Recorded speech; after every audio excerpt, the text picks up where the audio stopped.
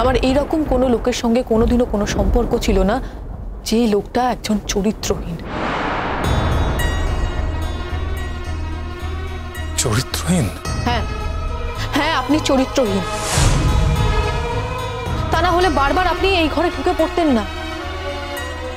আমার বারণ করা সত্ত্বেও আপনি আমার কাছে আসতেন না। আর আমার যখন মনে নেই তখন তখন আপনার আমাকে সময় দেওয়া উচিত ছিল। আপনি সেটা করেননি। যে কোনো ভদ্রলোক হলে সেটাই করত, আপনি করেননি, সেটা আপনার সমস্যা। তাই বলছি, আপনাকে আমার মনে পড়বে না। আপনাকে মনে পড়ার কোনো কারণ নেই। আর এসব ব্ল্যাকমেলিংও আমাকে করে কোনো লাভ হবে না। আমি এটা ভোলার মতো মেয়ে নই। ঠিক আছে মোহর, আমি আসছি।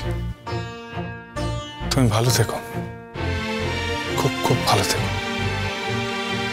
একদিন তুমি ঠিক সুস্থ হয়ে উঠবে, আমি জানি। তুমি একদম সমস্ত বাধা বিপত্তি, তোমার এই সমস্ত অসুস্থতা সবকিছু ছাড়িয়ে তুমি একদম সুস্থ হয়ে উঠবে।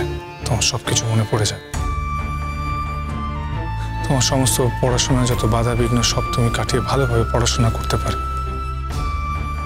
সব বাধা বিঘ্ন কাটিয়ে তুমি একদম আকাশের সমান উঁচু হয়ে মাথা তুলে দাঁড়াবে। মোর সবকিছুই থাকবে, সব ভালো হবে। আমি যেখানেই যাই, যত দূরে যাই, যেখানে থাকি, সেখান থেকে তোমার জন্য আমি আশীর্বাদ পাব। সবসময় আশীর্বাদ করবো, প্রার্থনা করবো তোমার জন্য, যাতে তুমি সবসময় ভালো থাকো, জীবন সফল। একদিন তুমি যে শান্তির খোঁজে তুমি সবসময় খুঁজে বেড়াচ্ছ, সেই শান্তি তুমি একদিন ঠিক পাবে। কিন্তু সেই শান্তির মধ্যে হয়তো সেদিনকে আমি থাকবো না, কিন্তু তুমি আনন্দ থাকবে মোহর।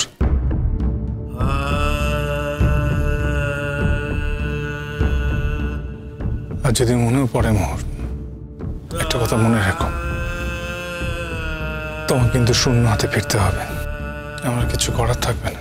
তবে এই শঙ্কর রায়চৌধুরী হয়ে আমার আর থাকা হবে না। যে শঙ্কর রায়চৌধুরীর মোহর বসুর কাছে কোনো দাম নেই, সেই শঙ্কর রায়চৌধুরীর কোনো অস্তিত্ব নেই। আমি এমন কোনো একটা সিদ্ধান্ত নেব যাতে আমার আবার জন্মান্তর হয়। জন্মান্তর না হলে আমি মোহর বসুকে ভুলতে পারবো না। মোহর কিছুতেই বলতে পারবো না, কিছুতেই না। আসছি, ভালো থেকো।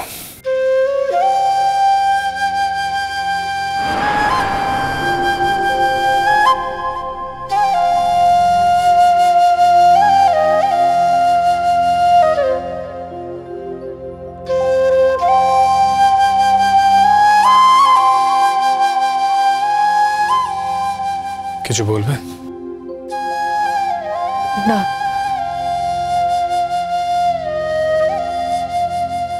বেশ, তাহলে আসি।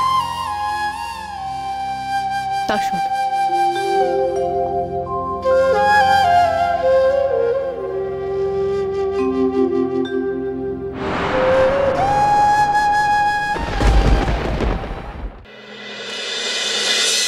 শঙ্কর, মোহরকে নিয়ে এলে না কেন? আজকে তো মোহরকে নিয়ে আসা উচিত ছিল। না, জোর করিনি। ওর যখন ভালো লাগছে না কোনো কিছু, তখন এখানে জোর করে এনে ওর বোর্ড ফিলিং করিয়ে কোনো লাভ নেই তো বাবা। আমার কিন্তু খুবই টেনশন হচ্ছে, জানো তো। টেনশন হওয়ার তো কিছু নেই। জাল তো প্রায় গুটিয়েই এনেছে। আগের দিনেই মোটামুটি বোঝা গেছে যে ছোটই ঘটনাটা ঘটিয়েছে। শঙ্কর তো তাই বলল।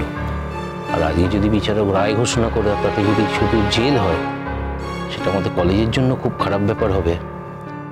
আর দাদার জন্য একটু ব্যাড ফিল করছি আমি, কারণ দাদার ওর প্রতি একটা অন্ধ স্নেহ আছে।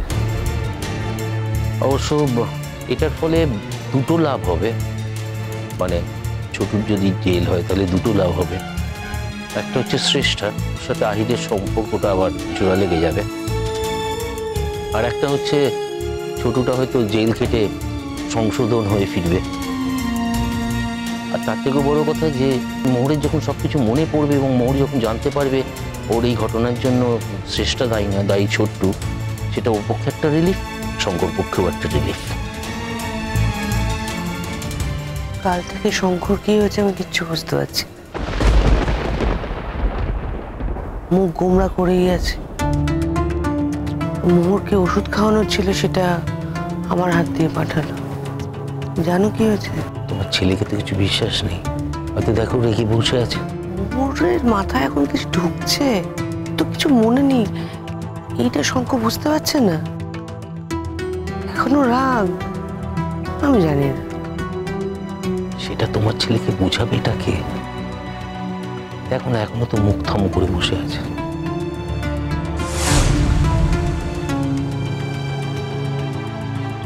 ও আজকে বিচারক এসে যা বলার বলে দিই, আমরা নিশ্চিন্ত হয়ে পারা যাচ্ছে না। কি কিছু আশা ভরসা আছে? এতগুলো টাকা দিয়ে আপনাকে এনগেজ করলাম, কি যে করছেন আমি তো কিছুই বুঝতে পারলাম না। ওইটুকু একটা মেয়ে আপনাকে ধূলিসাৎ করে দিয়ে বেরিয়ে গেল। দেখুন, আমি তো চেষ্টা কম করছি না, আমি কিন্তু এখন আশা ছাড়িনি। আমি যতটুকু ডকুমেন্ট জোগাড় করতে পেরেছি আমি জজ সাহেবের কাছে প্রডিউস করেছি, আমি মুখেও বলেছি। এখন উনি কোনটা, কোন যুক্তিটা কিভাবে গ্রহণ করবেন, কতটা গ্রহণ করবেন, সে ব্যাপারে তো আমি কিছু বলতে পারি না। মোটেই না।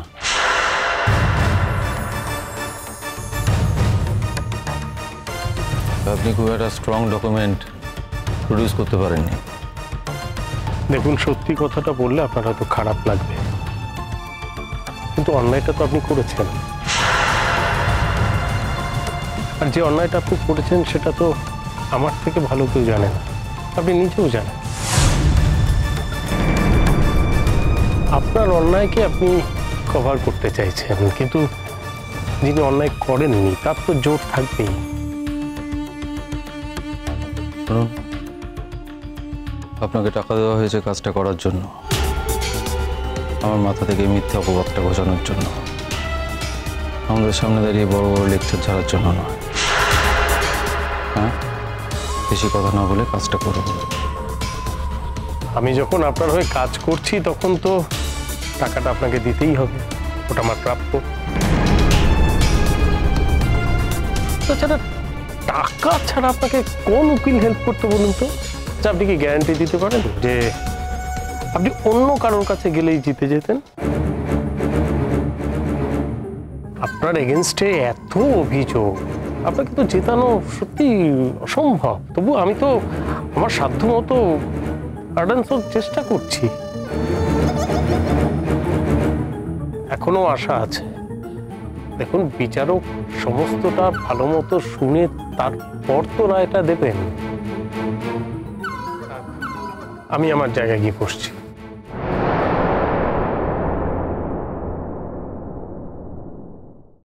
দাদা,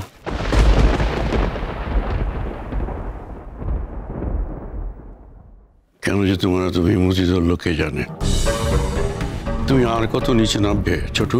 আমি কিছু করিনি দাদা, বিশ্বাস করো, আমি কিছু করিনি। আমাকে ফাঁসানো হয়েছে। আমি মানছি দাদা, এর আগে আমি কয়েকটা দুষ্টুমি করে ফেলেছি, জ্ঞানে অজ্ঞানে করে ফেলেছি, কিন্তু এক্ষেত্রে আমি কিছু করিনি, বিশ্বাস করো। কত কিন্তু ফলস ডকুমেন্টস দেয়, জমা দেয়, উনি দিতে পারতেন না। কিন্তু দেখেছো, এর আগেও কলেজ এক্সকারশনে গিয়ে আমার এগেনস্টে বলা হলো যে আমি নাকি ওখানে মেয়ে নিয়ে ফুর্তি করেছি, কিন্তু পরে তো এটা প্রমাণ হলো দাদা যে আমি কিছু করিনি। বিশ্বাস করো দাদা, আমি নির্দোষ দাদা, আমি কিছু করিনি। এই কথাগুলো তো উনি জজ সাহেবকে ধরাতে পারতো না বল। এতগুলো টাকা দিয়ে ওনাকে আমি এনগেজ করলাম, শুনেছিলাম যে উনি একটা বাঘা উকিল। উল্টো দিকে যে দাঁড়িয়ে রয়েছে সে তো বাঘা, এটাও তো আমাদের মাথায় রাখতে হবে, তাই না বর্তা? এমন চ্যাটাং কথা বলছে, দেখছো না? ওসব দেখে শুনে তো আমার কোনো লাভ নেই। রেজাল্টটা কি বেরোবে সেটাই হচ্ছে আসল কথা। ম্যাডাম, কেসটা আপনি যেভাবে লড়েছেন আমার মনে হয় আপনি জিতে যাবেন। আহিরবাবুর শুধু মানে কোনো কেসে যদি কোনো মেরিটই না থাকে তাহলে তো সেই কেসটা আমি ইউজুয়ালি নিই না। শুধু রোজগার করার জন্য তো কাজটা করি না, কাজটা করি যাতে মানুষ সঠিক বিচার পায়। এটা আমার প্যাশন, আমি ভালোবেসে এই কাজটা করি। এরকম অনেক কেস আমি লড়েছি, বিশ্বাস করুন, যেটাতে টাকা নিতে ইচ্ছা করে না।